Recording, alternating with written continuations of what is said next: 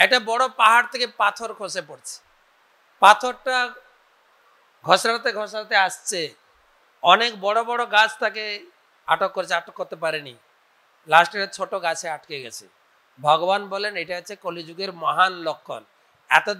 এতক্ষণ তো আমরা খারাপ লক্ষণগুলি বললাম, ভগবান কৃষ্ণ বলছেন এটাই হচ্ছে সুলক্ষণ।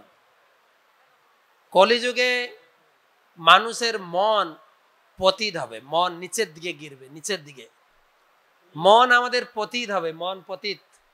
এই মনকে রক্ষা করার জন্য অনেক ধর্ম অনুষ্ঠান হচ্ছে, অনেক ভাগবত কথা চর্চা হচ্ছে, অনেক লোকে বাইরে ধর্ম চর্চা করছে, কিন্তু কোনো কিছু দিয়ে এই পতিত মনকে রক্ষা করা যাবে না।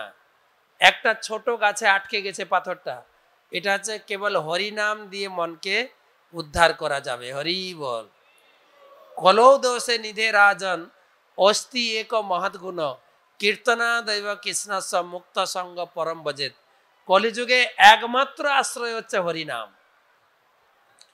কলিযুগে সব দূষিত, সব দূষিত, কথাবার্তা চাল চলন সব।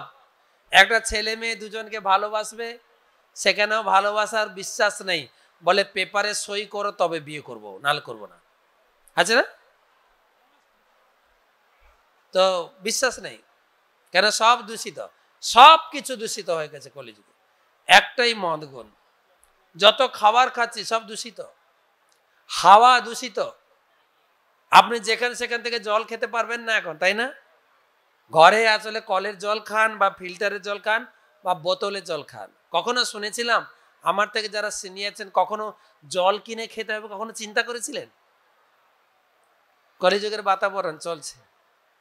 আর শুধু এইটুকু সন্তুষ্ট থাকেন না, আপনাকে হাওয়া কিনেও খেতে হবে। আর চালু হয়ে গেছে, আপনারা খবর রাখেন কিনা জানি না, যারা টিভি দেখেন বা নিউজ পড়েন, আপনারা মনে করবেন অক্টোবর নভেম্বর মাসে দিল্লি যে দীপাবলির যে দূষণ, কয়েকদিন সূর্য দেখা যাচ্ছিল না, স্বাভাবিকভাবে নিঃশ্বাস নিতে লোকে পারছে না দিল্লিতে, আমাদের রাজধানী। আর ওখানে বড় বড় দোকান তৈরি হয়েছে, বার বার বার মানে আমি মদের কথা বলছি না, বার মানে হচ্ছে ওই বারের নাম, দোকানের নাম ছিল অক্সিবার। অক্সিবার, আপনি 15 মিনিট ঢুকবেন দোকানে, শুদ্ধ হাওয়া অক্সিজেন নেওয়ার জন্য আপনাকে 299 টাকা পেমেন্ট করতে হবে। এই হাওয়া কিনা শুরু হয়ে গেছে।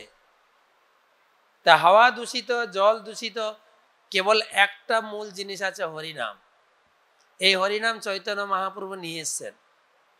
এই হরিনামের মাধ্যমে, হরিনামটাই কেবল শুদ্ধ, কেননা এই হরিনামটা আপনাদের মেদিনীপুরেরও না, মানে দিদিরও না, আর দিল্লির দাদারও না। এই হরিনাম আমেরিকারও না। এই হরিনাম হচ্ছে কোথাকার? গোলক বৃন্দাবন থেকে মহাপ্রভু নিয়ে এসছেন, যার জন্য এটা দূষিত হয় না। তাই যতক্ষণ আমরা হরিনাম গ্রহণ করব, হরিনাম কীর্তন করব, ততক্ষণ আমরা শুদ্ধ বাতাবরণে থাকবো।